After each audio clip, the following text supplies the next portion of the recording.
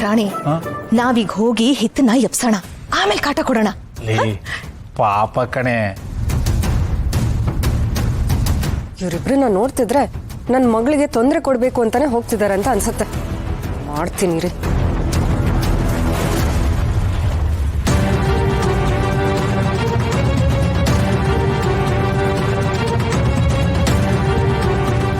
ಓಯ್, ಯಾಕಿಲ್ಲೇ ನಿಂತು ಬಿಟ್ರಿ? ಬನ್ರಿ, ಹೋಗಿ ಹಿತ್ತನೆ ಎಬ್ಬಿಸ್ಬೇಕು. ಅವಳು ಆ ದುರ್ಗಾ ಮತ್ತೆ ಷರತ್ತು ಮಧ್ಯೆ ಡಿಸ್ಟರ್ಬ್ ಮಾಡ್ಬೇಕು. ಬನ್ನಿ ಹೋಗೋಣ. ಅದ್ರ ಅಗತ್ಯತೆ ಇಲ್ಲ ದಮ್ಮು. ಅಗತ್ಯ ಇಲ್ವಾ? ಏನ್ರಿ ನಿಮ್ಗೋಳು? ನೋಡಿ, ನನ್ನ ಪ್ಲಾನ್ ಏನಾದ್ರೂ ಹಾಳು ಮಾಡಿದ್ರೆ ಕೈ ಕಾಲು ಮುರಿದು ಬಿಡ್ತೀನಿ. ಲೇ ದಮ್ಮು, ಸ್ವಲ್ಪ ಅಲ್ಲಿ ನೋಡಿ.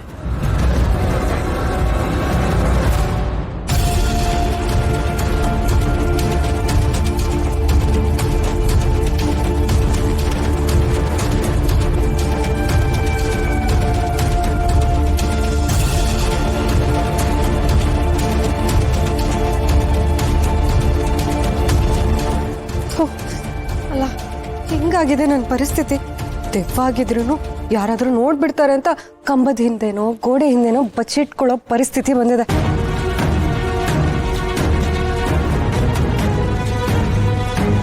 ರಾಣಿ, ಈ ದುರ್ಗಾ ಎಷ್ಟು ಚಾಲಾಕಿ ನೋಡಿದ್ರ? ಇದು ಚಾಲಕಿ ತಾನೇ ಏನೇ ಬಂತು? ಅವರಿಬ್ರು ಮಧ್ಯೆ ಹಿತ ಮಲಕೋಬೇಕು ಅನ್ನೋದೇ ತಾನೇ ನಿಮ್ ಪ್ಲಾನು? ಹೌದು, ನಾವು ಮಾಡಿರೋ ಪ್ಲಾನಿನ ಪ್ರಕಾರ ಹಿತ ಅವರಿಬ್ಬರ ಮಧ್ಯೆ ಹೋಗಿ ಮಲಗಿದ್ರೆ ಶರತ್ತು ಮತ್ತೆ ದುರ್ಗನ್ ಸಂಬಂಧ ಹಾಳಾಗ್ಬೇಕಾಗಿತ್ತು. ಆದ್ರೆ ಈಗ ಆ ದುರ್ಗಾ ತಾನೇ ಹಿತನ ಕರ್ಕೊಂಡು ಹೋದ್ರೆ ಶರತ್ತು ಇಂಪ್ರೆಸ್ ಆಗ್ತಾನೆ. ಅವನು ಹೇಗೆ ಇಂಪ್ರೆಸ್ ಆಗ್ತಾನೆ? ಓ ಪ್ರಾಣಿ, ಈಗ ನೋಡಿ, ಹಿತನ ಬಗ್ಗೆ ದುರ್ಗನ್ಗೆ ಎಷ್ಟು ಕಾಳಜಿ ಇದೆ. ಯಾವಾಗ್ಲೂ ಹಿತನ ಬಗ್ಗೆನೇ ಯೋಚನೆ ಮಾಡ್ತಾಳೆ ಅಂತ ಶರತ್ತುಗ ಅನ್ಸುತ್ತೆ. ಹಾಗ ಮಾಡಿ ಶರತ್ನ ತನ್ನ ಕಡೆಗೆ ಸೆಳ್ಕೊಳ್ಳೋದು ಅನ್ನೋದೇ ಈಸಿ ಪ್ಲಾನು ಆ ದುರ್ಗಂದು. ನಾವು ಹಿತನ್ನ ಬಳಸ್ಕೊಂಡು ಅವರಿಬ್ಬರನ್ನ ದೂರ ಮಾಡ್ಬೇಕನ್ನೋದು ನಮ್ ಪ್ಲಾನು. ಆದ್ರೆ ಅದೇ ದುರ್ಗಾ ಅದೇ ಹಿತನ್ನ ಕರ್ಕೊಂಡು ಹೋಗಿ ಶರತ್ಗೆ ಹತ್ರ ಆಗೋದಕ್ಕೆ ಟ್ರೈ ಮಾಡ್ತಾ ಇದ್ದಾಳೆ. ಛೀ! ಕಾಮಾಲೆ ಕಣ್ಣಿರೋರ್ಗೆ ಕಾಣೋದೆಲ್ಲ ಹಳದಿ ಅಂತೆ. ತಾವ್ ಹೇಗೋ ಎಲ್ರೂ ಹಾಗೆ ಕಾಣ್ತಾರಂತೆ. ಕೆಟ್ಟ ಕೆಲಸ ಮಾಡೋರ್ಗೆ ಎಲ್ಲಾದ್ರಲ್ಲೂ ಕೆಟ್ಟದನ್ನೇ ಹುಡುಕ್ತಿರ್ತಾರೆ. ಅಲ್ಲ, ಈ ದುರ್ಗಂಗೆ ಏನಾಗಿದೆ? ಹಿತನ್ ಯಾಕೆ ಕರ್ಕೊಂಡು ಹೋಗ್ತಿದ್ದಾಳೆ? ನನಗೆ ಸ್ವಲ್ಪನಾದ್ರೂ ಬುದ್ಧಿ ಬೇಡವಾ? ಏನ್ ಮಾಡೋದು ಇವಳನ್ನ?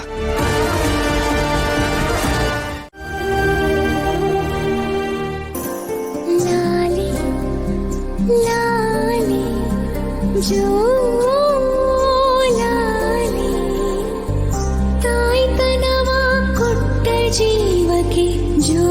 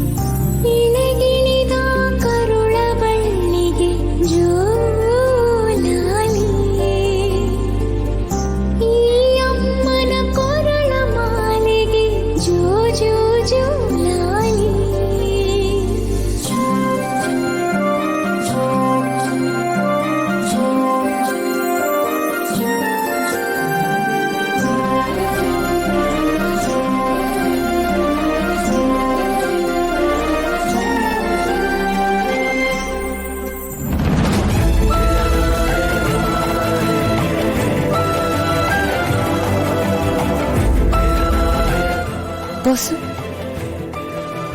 ಏನಾಯ್ತು? ಮೊದಲೆಲ್ಲ ಹಿತ ನಿಶ್ಚಿಂತೆಯಿಂದ ಮಲಗಿರೋದು ನೋಡಿದೆ ನಾನು ನಿದ್ದೆನೇ ಮಾಡ್ತಾ ಇರಲಿಲ್ಲ. ಅಂಬಿಕಾ ಹೋದ್ಮೇಲೆ ಎಲ್ಲ ಚೇಂಜ್ ಆಗಿ ಹೋಗಿತ್ತು. ಅವಳು ಹೋದ್ಮೇಲೆ ಇವತ್ತೇ ಫಸ್ಟ್ ಟೈಮ್ ಗೀತಾ ನನ್ನ ಜೊತೆ ಮಲ್ಕೊಂಡಿದ್ದಾಳೆ. ನಾನು ಇದನ್ನು ಎಷ್ಟು ಮಿಸ್ ಮಾಡ್ಕೊತಾ ಇದ್ದೆ ಗೊತ್ತಾ ದುರ್ಗ. ಇದೆಲ್ಲ ಮತ್ತೆ ವಾಪಸ್ ಬರೋ ಥರ ಮಾಡಿರೋದು ನೀನು. Thanks Durga, thank you so much.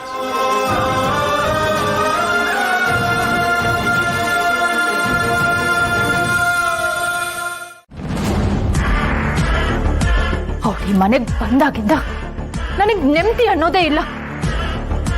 ನನ್ನ ಲೈಫಲ್ಲಿ ಪ್ರಾಬ್ಲಮ್ನ ಕ್ರಿಯೇಟ್ ಮಾಡ್ತಾನೆ ಇದ್ದಾಳೆ. So I want her to die. ಆಯ್ತು, ನೀನ್ ಅಂದ್ಕೊಂಡಾಗೆ ನೀನು ಅವಳನ್ನ ಕೊಲೆ ಮಾಡ್ದೆ ಅಂತಾನೆ ಇಟ್ಕೋ. ಅದರಿಂದ ಏನಾಗುತ್ತೆ? ನೀನು ಜೈಲ್ಗೆ ಹೋಗ್ತೀಯ ಅಷ್ಟೇ, ಇನ್ನೇನು ಆಗೋದಿಲ್ಲ. ಮಾಯಾ, ಸದ್ಯಕ್ಕೆ ನೀನು ಶರತ್ನ ಮರ್ತು ಬಿಡೋದು ಒಳ್ಳೇದು. ಇಲ್ಲಾಂದ್ರೆ ನೀನು ಪರ್ಮನೆಂಟ್ ಆಗಿ ಶರತ್ನ ದೂರ ಮಾಡ್ಕೋತೀಯ ನೋಡು.